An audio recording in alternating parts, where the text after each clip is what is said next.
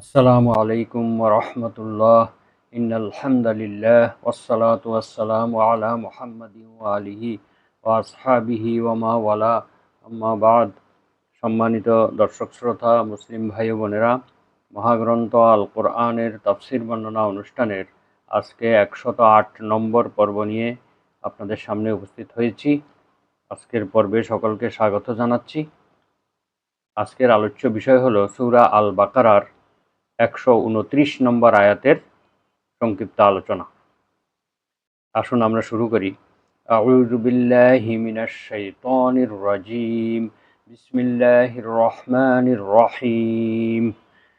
রব্বানা ওয়াবআস ফীহিম রাসূলাম মিনহুম ইয়াতলু আলাইহিম আয়াতিকা ওয়া ইউআল্লিমুহুমুল কিতাবা ওয়াল হিকমাতা ওয়া ইউযাক্কিহিম ইন্নাকা আনতাল আজিজুল হাকীম। সাদাকাল্লাহুল আযীম।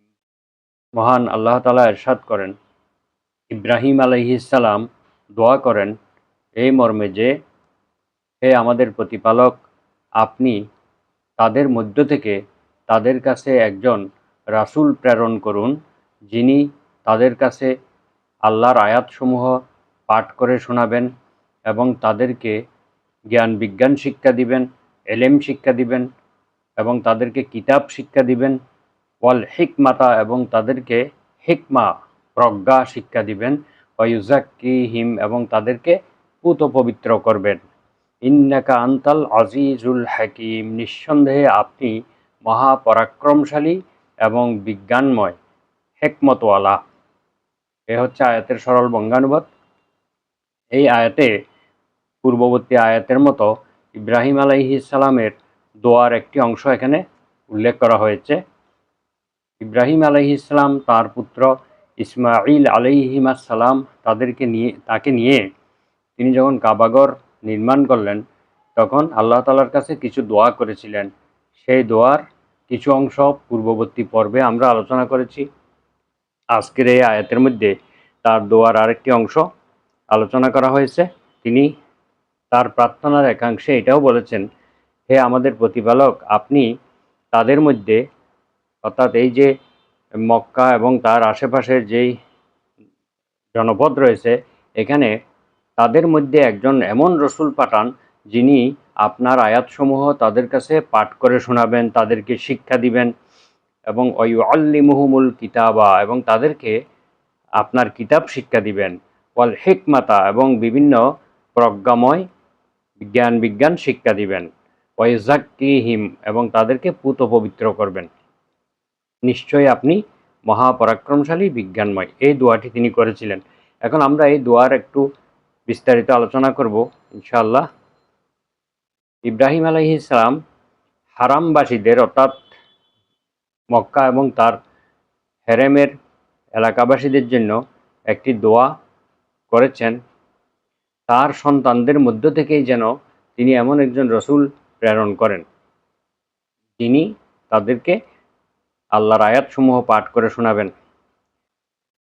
ইন্নী ইনদাল্লাহি লামাকতুবুন খাতামান নবিয়্যিন, আমি আল্লাহ তাআলার কাছে সর্বশেষ নবী হিসেবে লিপিবদ্ধ ছিলাম।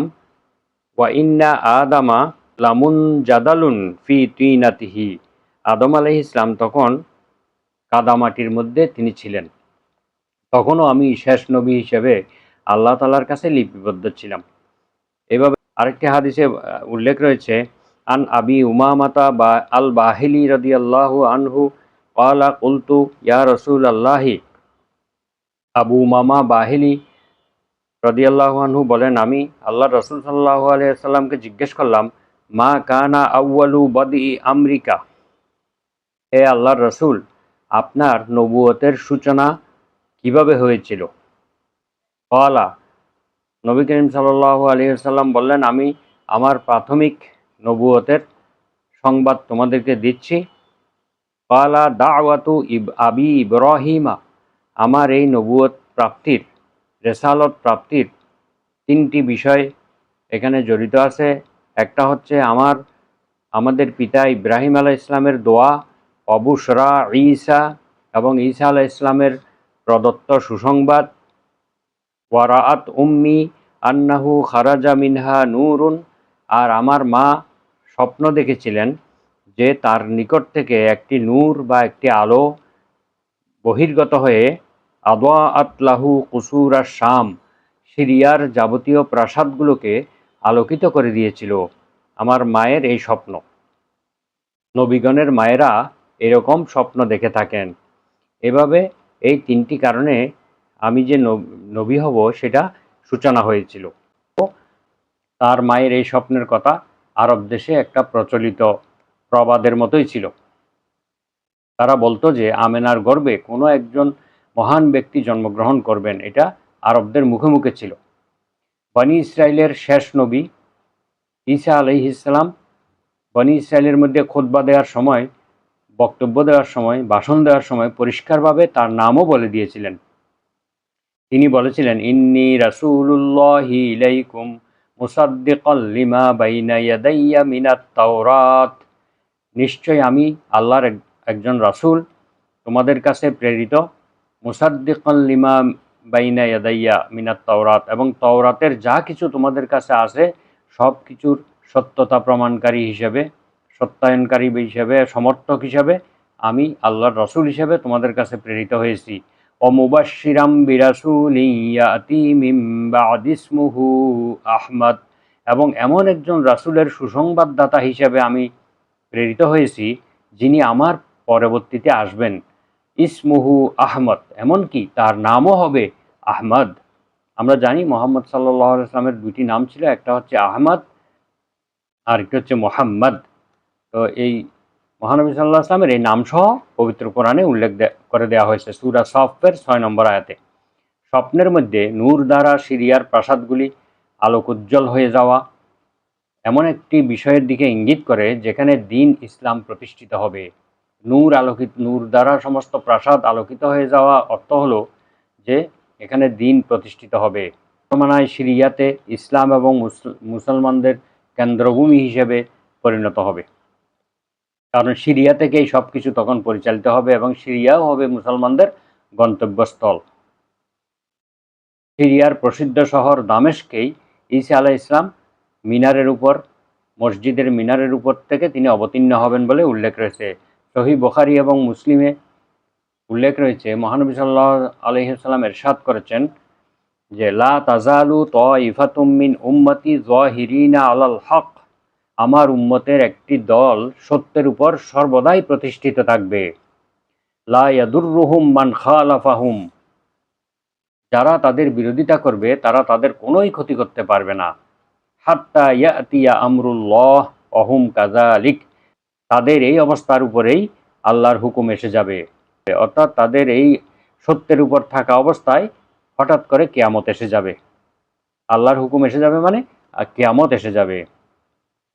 এরপরে ইব্রাহিম আলাইহিস সালাম যে দোয়া করেছেন সেই দোয়ার অর্থ হলো যে এমন একজন নবী তিনি পাঠানোর জন্য দোয়া করতেছেন যিনি তাদের কাছে এসে আল্লাহর আয়াতগুলো পাঠ করে শোনাবেন। আর তাই হয়েছিল বাস্তবে। মহানবী সাল্লাল্লাহু আলাইহি ওয়াসাল্লাম যখনই কোনো আয়াত অবতীর্ণ হতো সাথে সাথে তিনি সবাইকে সেটা শুনিয়ে দিতেন, বুঝিয়ে দিতেন, এবং আল্লাহর কিতাবকে তিনি সমস্ত জটিল বিষয়গুলো পরিষ্কারভাবে সকলকে বুঝিয়ে দিতেন। ওয়াল হিকমাতা, হিকমা কাকে বলে? হিকমা শব্দের অর্থ হলো সুন্নাহ। মহানবী সাল্লাল্লাহু আলাইহি ওয়াসাল্লামের আদর্শকে বোঝানো হয়েছে। হাসান বসরি, কাতাদা, মুকাতিল ইবনে হিব্বান, আবু মালিক রহিমাহুমুল্লাহ প্রমুখ এই হিকমা অর্থ সুন্নাহ গ্রহণ করেছেন। মহানবী সাল্লাল্লাহু আলাইহি ওয়াসাল্লামের জীবন আদর্শ। সুন্নাহ কাকে বলে? মহানবী সাল্লাল্লাহু আলাইহি ওয়াসাল্লাম সারা জীবন তিনি যেই আদর্শের উপরে প্রতিষ্ঠিত ছিলেন, যেই বিধিবিধানের উপরে, যেই নিয়মকানুনের উপরে, যেই রীতিনীতির উপরে তিনি প্রতিষ্ঠিত ছিলেন তাকে সুন্নাহ বলা হয়। আর হাদিস বলা হয় মহানবী সাল্লাল্লাহু আলাইহি ওয়াসাল্লামের প্রত্যেকটি কথা, কাজ এবং অনুমোদনকে হাদিস বলা হয়। অর্থাৎ একটি কথা তিনি বলেছেন সেটা একটা হাদিস, কিন্তু সুন্নাহ যখন বলা হবে তখন তার অর্থ হবে ব্যাপক। সারা জীবন তিনি যে আদর্শ লালন করেছেন, যে আদর্শের উপরে প্রতিষ্ঠিত ছিলেন, তার সারা জীবনের আদর্শকেই সুন্নাহ বলা হয়। সুন্নাহ শব্দের অর্থ রীতি, নীতি, পদ্ধতি, জীবন পরিচালনার পদ্ধতি ইত্যাদি। তো হিকমা দ্বারা কেউ কেউ বলেছেন যে দিনের সঠিক বুঝকে বোঝানো হয়েছে। দিন অর্থাৎ দিন সম্পর্কে সঠিক বোধ যাদের রয়েছে সেটাকেই হিকমা বলা হয়। যেমন পবিত্র কোরআনে এসেছে, ইউতিল হিকমাতা মাইয়াশা, আল্লাহ তাআলা যাকে ইচ্ছা তাকে হিকমা দান করেন, দিনের সঠিক বুঝ দান করেন। ওমাই ইউতাল হিকমাতা ফাকাদ উতিয়া খাইরান কাসীরা, যাকে হিকমা দান করা হয়েছে তাকে বিশাল কল্যাণ দেওয়া হয়েছে। আল্লাহ তাআলা পবিত্র কোরআনে বলেছেন। মহানবী সাল্লাল্লাহু আলাইহি ওয়াসাল্লাম একটি হাদিসে বলেছেন যে, মাই ইউরিদিল্লাহু বিহি খাইরান ইউফাক্কিহু ফিদ্দিন, আল্লাহ তাআলা যার কল্যাণ চান তাকে দিন সম্পর্কে সঠিক বোধ, সঠিক বুঝ দান করেন। তো দিনের সঠিক বোধ শক্তি থাকাটা এটাই হলো হিকমা। যাদের মধ্যে দিনের সঠিক বুঝ নেই তার মধ্যে হিকমা নেই। এর আরও অর্থ করা হয়েছে পবিত্র করা, আনুগত্য এবং আন্তরিকতা শিক্ষা দেয়া, ভালো কাজ করানো, মন্দ কাজ থেকে বিরত রাখা, আল্লাহর আনুগত্য স্বীকার করে তার সন্তুষ্টি লাভ করা, অবাধ্যতা থেকে বিরত থেকে তার অসন্তুষ্টি থেকে বেঁচে থাকা, আল্লাহর নাফরমানি থেকে বেঁচে থাকলে আল্লাহ তাআলাও আমাদের উপর অসন্তুষ্ট হবেন না, এজন্য তার নাফরমানি থেকে বিরত থাকা। আল্লাহু ইন্নাল্লাহা আজিজুন হাকিম, আল্লাহ তাআলা মহাপরাক্রমশালী এবং বিজ্ঞানময়। আজিজ বলা হয় যাকে কোনো জিনিস অক্ষম করে দিতে পারে না, অসমর্থ করে দিতে পারে না। পৃথিবীর এমন কোনো শক্তি নাই যে আল্লাহ তাআলার কোনো হুকুমকে অসমর্থ করে দিতে পারে, অক্ষম করে দিতে পারে। এই জন্য আল্লাহ তাআলা প্রত্যেকটি বিষয়ের উপরে বিজয়ী, এই জন্য তাকে আজিজ বলা হয়েছে। তিনি সব কিছু করতে সক্ষম। আর হাকিম অর্থ হলো তার কোনো কথা এবং কাজ বিজ্ঞান এবং নৈপুণ্য থেকে দূরে নয়, শূন্য নয়। অর্থাৎ প্রত্যেক কথা এবং প্রত্যেক আদেশ নিষেধের মধ্যে একটি বিজ্ঞান রয়েছে, নৈপুণ্য রয়েছে, এখানে হিকমত রয়েছে, রহস্য রয়েছে। কোনো কিছুই হিকমত থেকে খালি নয়। এই জন্য তার নাম হচ্ছে হাকিম। তিনি প্রত্যেক জিনিসকে তার আপন স্থানে জ্ঞান, ইনসাফ এবং এলেমের সাথে রেখেছেন। প্রত্যেকটা জিনিসকে তিনি তার জ্ঞান দ্বারা, তার ন্যায় বিচার দ্বারা এবং তার জ্ঞানের সঙ্গে তিনি রেখেছেন। এরপরে বলা হয়েছে অয়ুজাক্কিহিম, আল্লাহ তাআলা এমন একজন নবী পাঠাবেন যে নবী মানুষদেরকে পবিত্র করবেন, পুত পবিত্র করবেন। তিনি মানুষকে বাহ্যিকভাবে যেমন পবিত্র করবেন, অভ্যন্তরীণভাবেও তিনি তাদেরকে পবিত্র করবেন। বাহ্যিকভাবে পবিত্র করবেন কিভাবে? তাদেরকে অজু, গোসল, তায়াম্মুম ইত্যাদি শিক্ষা দিবেন। কারণ এগুলো আসার আগে মানুষ তো পবিত্র হতেই জানতো না। ইসলামী শরিয়ার নিয়ম অনুযায়ী যদি কেউ অজু গোসল না করে তাহলে সে সারা জীবন নাপাক থেকে যাবে। এই জন্য এই বাহ্যিক পবিত্রতার শিক্ষা আল্লাহ রসুল সাল্লাল্লাহু আলাইহি ওয়াসাল্লাম দিয়েছেন। এরপরে অভ্যন্তরীণ পবিত্রতাও তিনি আমাদেরকে শিক্ষা দিয়েছেন। পবিত্র কোরআনে আল্লাহ তাআলা বলেন কিভাবে অভ্যন্তরীণ পবিত্রতা অর্জন করা যায়। যেমন একটি আয়াতের মধ্যে এসেছে, খুজ মিন আমওয়ালিহিম সাদাকাহ তুতাহহিরুহুম ওয়া তুযাক্কিহিম বিহা, হে রাসূল আপনি তাদের সম্পদ থেকে যাকাত আদায় করুন। এখানে সাদাকা শব্দের অর্থ হলো যাকাত। যেমন কোরআনে আরও এসেছে, ইন্নামাস সাদাকাতু লিল ফুকারাই ওয়াল মাসাকিনি, নিঃসন্দেহে সাদাকাত দরিদ্রদের জন্য, মিসকিনদের জন্য, এভাবে 8টি শ্রেণীর কথা উল্লেখ করা হয়েছে। এখানে সাদাকাত শব্দের অর্থ যাকাত। এই ব্যাপারে সমস্ত মুফাসসিরগণ একমত। তাহলে আল্লাহ তাআলা বলছেন, খুজ মিন আমওয়ালিহিম সাদাকাতান, হে রাসূল সাল্লাল্লাহু আলাইহি ওয়াসাল্লাম আপনি ধনীদের থেকে যাকাত আদায় করুন। তুতাহহিরুহুম ওয়া তুযাক্কিহিম বিহা, এই যাকাত আদায়ের মাধ্যমে আপনি তাদেরকে পবিত্র করবেন এবং তাদের আত্মাকে পরিশুদ্ধ করবেন, তাজকিয়ায়ে নফস করবেন, তাদের আত্মাকে পরিশুদ্ধ করবেন। তাহলে এই আয়াত থেকে স্পষ্টভাবে প্রমাণিত হলো যে আল্লাহর ফরজ বিধান, ওয়াজিব বিধান, আল্লাহর আদেশ নিষেধ বাস্তবায়ন করলেই, আমল করলেই মানুষের আত্মা পবিত্র হবে, মানুষ পরিশুদ্ধ হবে তাদের অন্তর। আমরা তাজকিয়ায়ে নফসের নামে বিভিন্ন ব্যক্তির কাছে গিয়ে আমরা আত্মা পরিশুদ্ধ করার জন্য বিভিন্ন জিকির, বিভিন্ন ধরনের আমল তাদের থেকে সবক নিয়ে থাকি। কিন্তু পবিত্র কোরআনে আল্লাহ কি বলছেন? যে ফরজ বিধান আদায় করলেই মানুষের আত্মা পবিত্র হবে, তিনি তার নফস পরিশুদ্ধ হবে।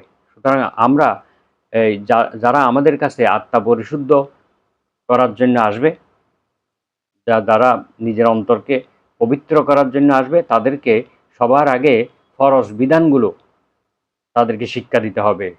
ফরজ বিধানগুলো পালন করলে ইনশাল্লাহ তাদের আত্মা পবিত্র হয়ে যাবে, অন্তর পরিশুদ্ধ হয়ে যাবে। এবং হারাম থেকে বেঁচে থাকার শিক্ষা দিতে হবে, হালাল খাদ্য খাওয়ার শিক্ষা দিতে হবে। কিন্তু সেগুলো থেকে আমরা অনেক দূরে।